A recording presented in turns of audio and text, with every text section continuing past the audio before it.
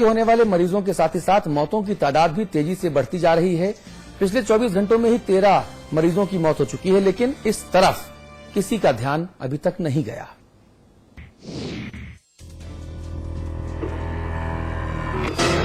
ये केवल तस्वीरें नहीं हैं, ये दर्द का वो दावानल है जिसमें पूरा गोरखपुर जल रहा है, पूरा पूर्वांचल उबल रहा है। अस्पताल दिमागी बुखार के मरीजों से पटे पड़े हैं, इंसेफ्लाइटिस से हाहाकार है, लेकिन सियासत यात्राओं की सड़क पर 84 कोस के रास्ते की नपाई कर रही है। बच्चों की मौत से मुहाफिजों का कोई लेना देना नहीं है। न साफ सफाई की व्यवस्था है, न टीकाकरण ही हुआ, न शुद्ध पेयजल ही उपलब्ध सरकार करवा पा रही है, और न ही यहां पर किसी भी प्रकार से सरकार इसके प्रति संवेदनशील दिखाई देती है कि इंसेफ्लाइटिस की समस्या का समाधान किया जाना है। बीआरडी मेडिकल कॉलेज में दिमागी बुखार से 24 घंटे में 9 बच्चों समेत 13 मरीजों की मौत हो चुकी है। 128 लोगों का इलाज चल रहा है और कुल 170 लोग मारे जा चुके हैं।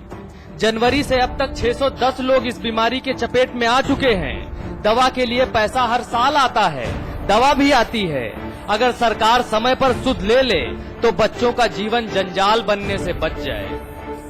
छिड़काव नहीं हो रहा है, दवा का जो है प्रयोग नहीं हो रहा है, सरकार जो है उसकी व्यवस्था नहीं दे रही है, इसीलिए इसका जो है प्रकोप देश में छाया हुआ है। इतना सरकारी अस्पताल गांव-गांव बन रहा है, उसमें का कोई न निगरानी करने गांव में पहुंच रहा है।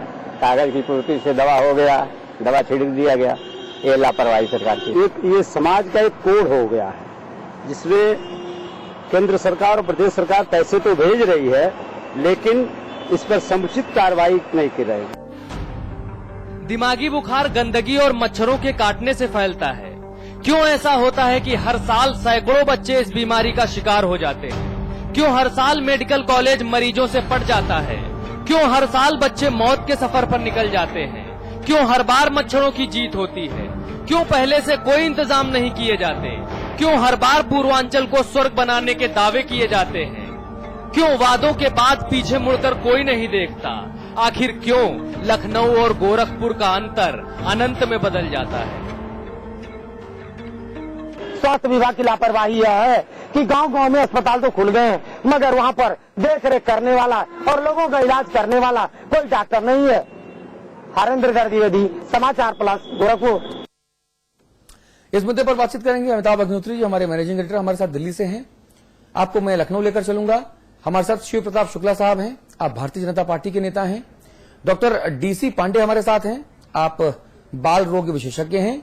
और कुछ देर बाद राजेश त्रिपाठी हमारे साथ जुड़ेंगे, आप बहुजन समाज पार्टी की नुमाइंदगी कर रहे हैं। आज भी सत्तारूढ़ समाजवादी पार्टी से कोई नहीं आया इस मुद्दे पर बातचीत करने के लिए। मुद्दा बहुत गंभीर है और ये जो बीमारी है दिमागी बुखार या जिसे इंसेफ्लाइटिस, जापानी इंसेफ्लाइटिस कहते हैं, ये हर वर्ष बिहार, अगर मध्य बिहार की बात करूं, मध्य बिहार से लेकर पूर्वांचल तक हर वर्ष हजारों बच्चों की जान लेता है बुखार। हम चंद्रमा पे पहुंचने के दावे करते हैं, हम मंगल पे जाने की बात करते हैं, हम नैनो टेक्नोलॉजी जाने क्या क्या बनाते की बात करते हैं, हम एटम बम से लेकर और पता नहीं कौन कौन से बम बना रहे हैं, लेकिन जो बीमारी हमारे बच्चों को खा रही है, क्या हम उसके ऊपर रिसर्च करके उसका टीका नहीं बना सकते? ये बड़ा सवाल है। ये कौन काम करेगा? इस पर मैं बात करूंगा आप सभी लोगों से एक करके, लेकिन हमारे पास उत्तर प्रदेश सरकार के मंत्री राजेंद्र चौधरी और नेता प्रतिपक्ष स्वामी प्रसाद मौर्य, इन दो के बयान है इसी मुद्दे पर, वो जरा सुनते हैं फिर आगे बढ़ते हैं। विशेष रूप से पूर्वांचल के हजारों लोग इस भयंकर बीमारी से ग्रसित होते हैं। इस भयंकर बीमारी के लिए जितना प्रभावी चिकित्सीय व्यवस्था होनी चाहिए थी, वो नहीं हो पा रही है। शासन प्रशासन की उदासीनता के चलते चाहते हुए भी डॉक्टर प्रभावी नियंत्रण नहीं कर पा रहे हैं। समाजवादी सरकार बहुत चिंतित है और मुख्यमंत्री श्री अखिलेश यादव जी ने निर्देशित किया है अधिकारियों को भी वहां पर अच्छा से अच्छा उपचार हो सके और ये पूरी जो बीमारी है निर्मूल इसका हो किसी भी तरह से। नहीं, सरकारी बातें हैं ये सिर्फ सरकारी बातें हैं। हमारे साथ डॉक्टर साहब बैठे हुए हैं, पांडे साहब। इस बीमारी से रोकथाम कैसे हो, ये सवाल मैं आपसे नहीं पूछूंगा, क्योंकि अगर ये सवाल का जवाब हमारे देश की और प्रदेश की सरकारों को मिल जाता तो इतना बड़ा ये बखेड़ा खड़ा ही ना होता। समस्या जो बड़ी है वो ये कि आखिरकार ये हम इस पर लगाम डॉक्टर साहब क्यों नहीं लगा सकते?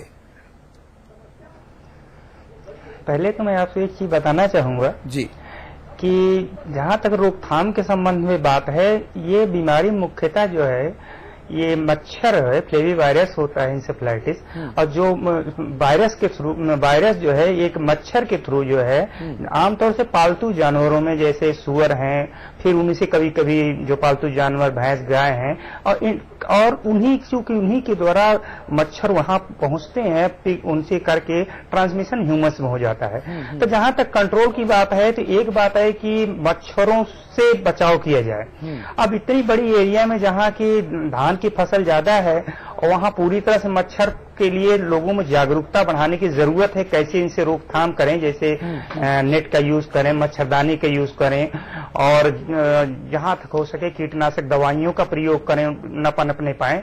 लेकिन सबसे प्रभावी अब तक की बातें जो निकल के आई हैं, बहुत सारी रिसर्च में आई हैं, जो बातें कई यहाँ लोकल लेवल पे भी स्टडीज आई हैं, वो एक तरीका है, वो है टीकाकरण। टीकाकरण की समुचित व्यवस्था होना चाहिए।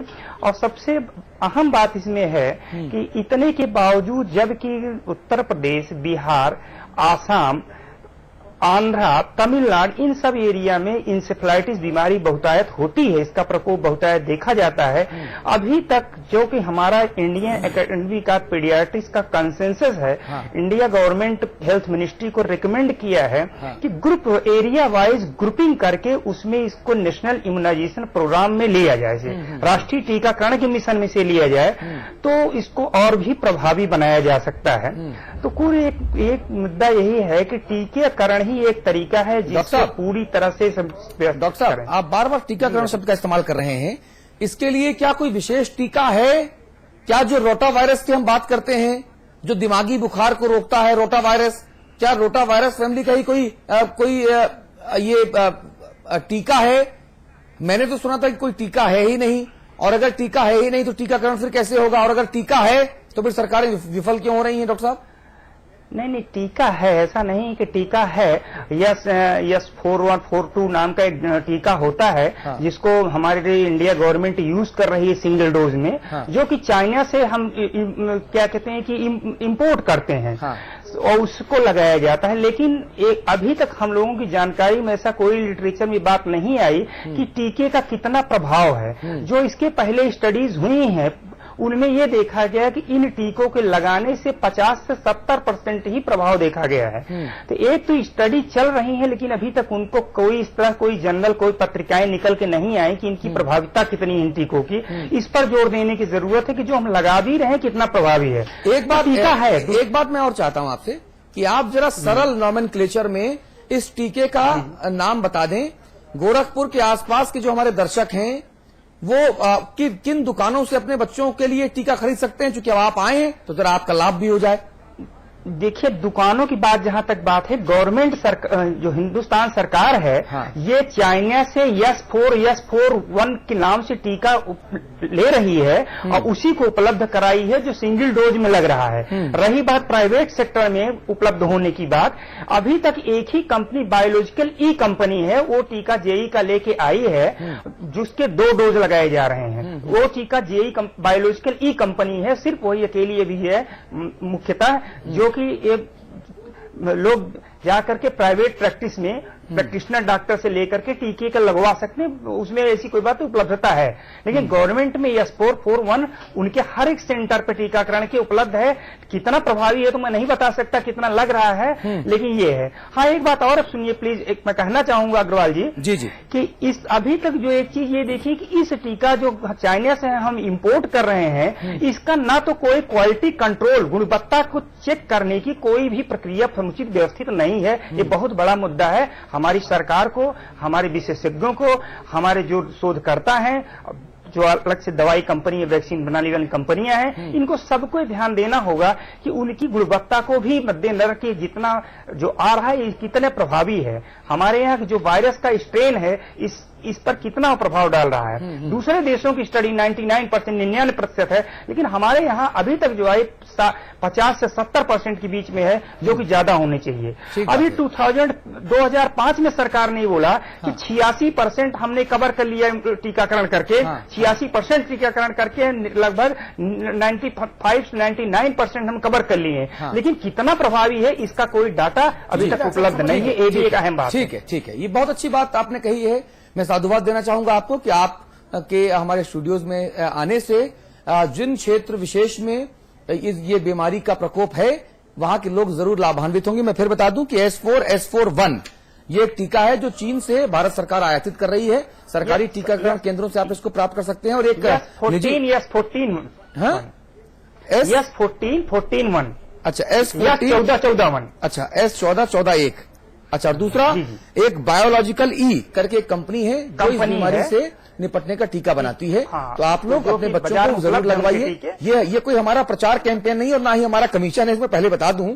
ये सिर्फ इसलिए है ताकि इस बीमारी से आपके बच्चे सुरक्षित रह सकें। शुक्ला जी, पहले कहा जा रहा था कि साहब इस बीमारी की वजह अभी पता नहीं चल पाई। राधे मोहन अग्रवाल साहब जो आपकी पार्टी के गोरखपुर से विधायक हैं, जो डॉक्टर भी हैं, उनसे मेरी बातचीत हुई थी। उन्होंने कहा था कि साहब अभी इस बीमारी की जड़ तक हम पहुंचे नहीं। अब जब हम जड़ तक पहुंच गए और उसकी दवा भी हमारे पास है, भले ही 60-70% उसका असर हो रहा हो, तो उस दवा की डोजेस को तो हमको एडमिनिस्ट्रेट करना चाहिए ना उस क्षेत्र विशेष के बच्चों में। हम वो भी नहीं कर रहे क्या? देखिए अतुल जी, डॉक्टर राधा मोहन जी वैसे बाल रोग के ही चिकित्सक हैं। हाँ। और वो अभी इसके पहले की जितने आंदोलन रहे हैं उसमें सम्मिलित रह चुके हैं। योगी आदित्यनाथ जी इत्यादि ने, मतलब हफ्तों हम सभी लोगों ने वहां मेडिकल कॉलेज पर आंदोलन इसके लिए किया है कि किसी तरह से इसका वो हो। जेई का टीका प्रत्येक वर्ष लगता रहा है, लेकिन वो टीका उत्तर प्रदेश की सरकार भी उस संदर्भ में उपलब्ध कराती है जब बच्चे वहां आ जाते हैं, एडमिट हो जाते हैं और मरने की स्थिति में आ जाते हैं। जब मरने की स्थिति में जाते हैं, गोरखपुर मेडिकल कॉलेज में भर्ती हो जाते हैं, तो उस समय उस जेई के टीके का कोई लाभ नहीं होता है, बल्कि उस जेई के टीके का लाभ तो उस स्थिति में होता है जब पहले से लगे मच्छर। अभी जैसे डॉक्टर पांडे जी ने बताया है, मच्छर जब काटता है तो उसके बाद ये स्थिति होती है। और खूबी ये है कि जहां तक मुझे जानकारी हो सकता है पांडे जी को कुछ और की, इस प्रकार का जो मच्छर है वो दिन में काटता है। हाँ। रात में नहीं काटता है। ये दिन में काटता है, 4 फीट के ऊपर नहीं उड़ पाता है। जी शरीर के पिछले हिस्से में काटता है। बच्चे ज्यादा प्रभावित होते हैं इसीलिए, चूंकि बच्चे हाइट में छोटे होते हैं। ये सारी बातें हैं। मेरा सवाल दूसरा था। मेरा सवाल ये था शुक्ला जी कि जब ये सारी चीजें हैं, हमारे पास रोकथाम के उपाय हैं, तो सरकार चाहे आपकी रही हो चाहे सरकार दूसरे दल की रही हो, हम इग्नोरेंस क्यों अपनाते हैं? हम पूर्वांचल में एक सघन अभियान क्यों नहीं चलाते कि साहब वहां का बच्चा ना मरे? 3 से 6,000 बच्चे हर साल काल के गाल में समाते हैं। शुक्ला जी, बहुत बड़ी तादाद है। नहीं, आपका कथन बिल्कुल सत्य है। और ये मृत्यु बीजेपी के शासन में भी हुई, बसपा के शासन में भी हुई, सपा के शासन में भी पहले भी हुई और आज भी हो रही है। हाँ। हम एक बात जरूर आपके संज्ञान में लाना चाहेंगे कि आदरणीय कल्याण सिंह जी जिस समय मुख्यमंत्री थे और राजनाथ जी जब थे, उस समय व्यवस्थित ढंग से ही उसी समय पहली बार पूर्वांचल में बीआरडी मेडिकल कॉलेज में इंसेफेलाइटिस का वार्ड दिया गया और उसका पूरा व्यवसाय उस समय भी 10 करोड़ रुपया दिया गया था इसको पूरी तौर पर ठीक करने के लिए। लेकिन बाद की सरकारों ने, मुझे लगता है कि इसको जिस गंभीरता के साथ लेना चाहिए वो नहीं लिया, जिसका परिणाम है कि प्रत्येक वर्ष बच्चे मर जाते हैं। पहले हम लोगों को भी लगता था कि लग रहा है कुशीनगर में और जिलों में जो पानी की कमी के नाते है, पानी की विकृति के नाते है, हाँ। उसके नाते ये हो रहा है। हाँ। लेकिन पानी की विकृति और साथ साथ वहां पर जो ये मच्छरों का प्रकोप है जी, इसके नाते ये हो रहा है। जैसे डॉक्टर साहब ने बताया ना, जानवरों से कहीं के ट्रांसप्लांट करके फिर ये धीरे धीरे स्थिति आ रही है। ठीक है। राजेश त्रिपाठी जुड़ गए हमारे साथ। आप बहुजन समाज पार्टी के विधायक हैं। आप इसके पहले राजनीति में आने से पहले आप पत्रकार रहे हैं और आपने इस समस्या पर, इस बीमारी के बारे में बहुत कुछ लिखा है और बहुत अच्छे से इस बीमारी के बारे में जानते हैं। त्रिपाठी साहब, 4 दफे बहन कुमारी मायावती जी मुख्यमंत्री रही। पूर्वांचल में आपने बहुत काम किया, बहुत लिखा, बहुत पत्रकारिता की और इस बारे में भी बहुत लिखा पढ़ा। मैं सिर्फ ये ईमानदारी से पूछना चाहता हूं आपसे कि क्या अगर हम एक सघन अभियान चलाएं तो जो हर वर्ष 6000 से ज्यादा बच्चे काल के गाल में समाते